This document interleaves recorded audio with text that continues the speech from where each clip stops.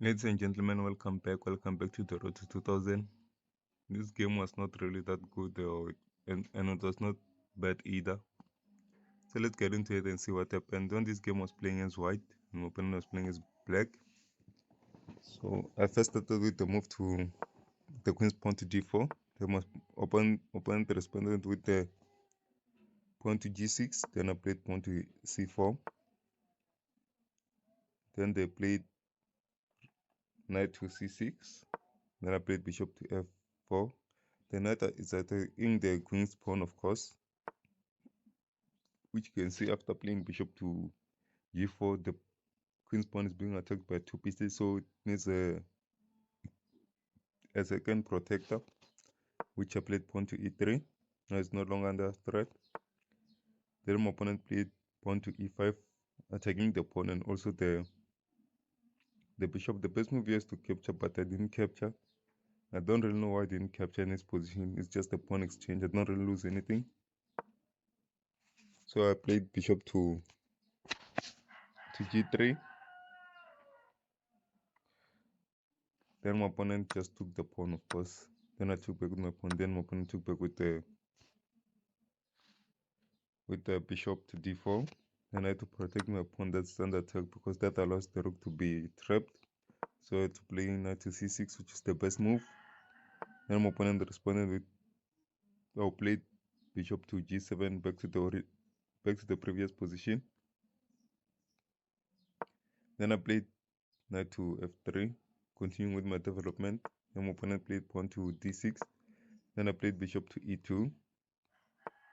Then my opponent played knight to g7. Of course, the idea of playing these two moves is to allow the king to castle. Then I castle my opponent, castled also. Then I played knight to d5, which is not a good move, but I was looking for a rook exchange, which my opponent captured. Then I captured back with the pawn. This also puts the pawn on the rook's pawn on the threat. It's not really a rook's pawn, but the rook that protects the pawn that protects the rook under threat. But of course, my opponent is gonna take care of the knight first before capturing that pawn. So my opponent moved the knight, then I had to protect my pawn. Then I just played rook to b1. Then after that I played pawn to b4. Then my opponent played bishop to b7, attacking the pawn with the knight and also the bishop. Then I played bishop to c5, of course protecting the pawn. Then my opponent played pawn to a5, which I captured, but the best move was just to move forward here. But I captured, then along the rook to add more attack to the pawn. So I played this is a mistake, but allows me this is the mistake that allows me to lose the pawn. So I just lost the pawn, I guess. Then my opponent went for bishop exchange, which I accepted. Then I played bishop to h4, attacking the queen, which my opponent moved the queen.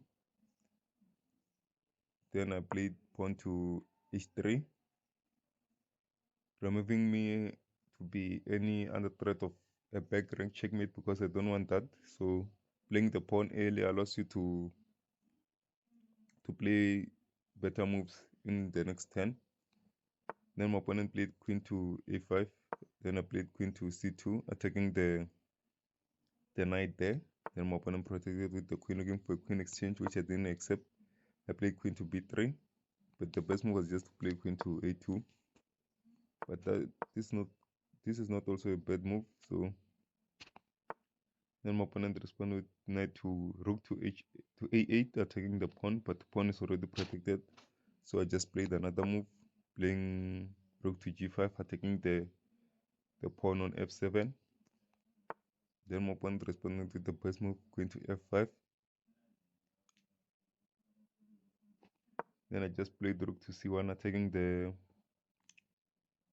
knight, of course. Then my opponent just moved the knight, attacking the queen. So I had to move the the a2, the knight now attacks the pawn, so the pawn has to be protected, which my opponent played the rook to a7. I think the best move here was just to play rook to c8. That also allows the rook to protect the bank rank. So, but playing rook to a7, that allows the back rank to be vulnerable. So I just played rook to e1, looking to take control of the back rank. Then my opponent played bishop to e5.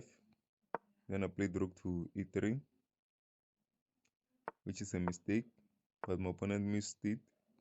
The best move is to play knight to c4, because if I capture the knight, the queen would play b1 with a check. Then I have to protect with the queen, because this is the only move, of course.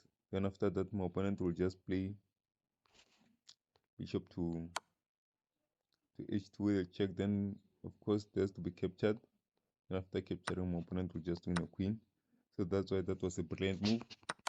Well, let's go back. My opponent missed that, played pawn to c5, which allowed me to take advantage of the game.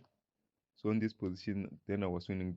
There are really few moves that allows black to continue winning or leading the game, like the move to h6. This also allows black still has an advantage in this position.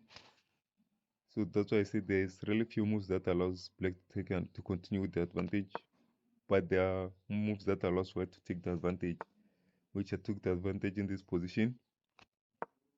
Then I just played rook to f3, sorry, attacking the queen. Then my opponent played bishop to f4. There's also the other move is to play queen here. This is the best move, but I'll just capture here, because of course the knight can't be accepted because my opponent loses the queen. But my opponent could fight, even though things are like this. I just have a bishop and a queen, so I think my opponent will still fight in this position. But I guess my opponent didn't want to fight like that. It will be hard, but the match is still winnable. So my opponent just played bishop to f4.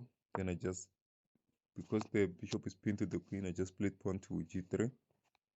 Then my opponent played pawn to h6. I just capture with the knight, because if I capture with the pawn, I lose the knight there, as you can see. So I had to capture with the rook, sorry, not the knight, with the rook. Then my opponent played queen to d7. So I just captured the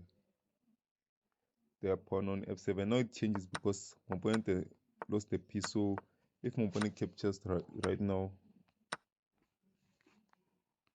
it's bad also. But it's still bad, but it's not that really bad. Hence the computer says that those are best moves. So my opponent ignored that, then played two. Then I just played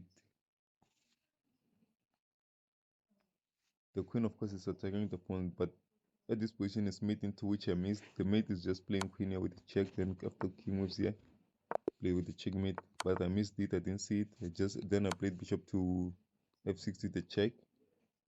Then my opponent moved to h7. Then I played knight to h8. Then my opponent captured the pawn there.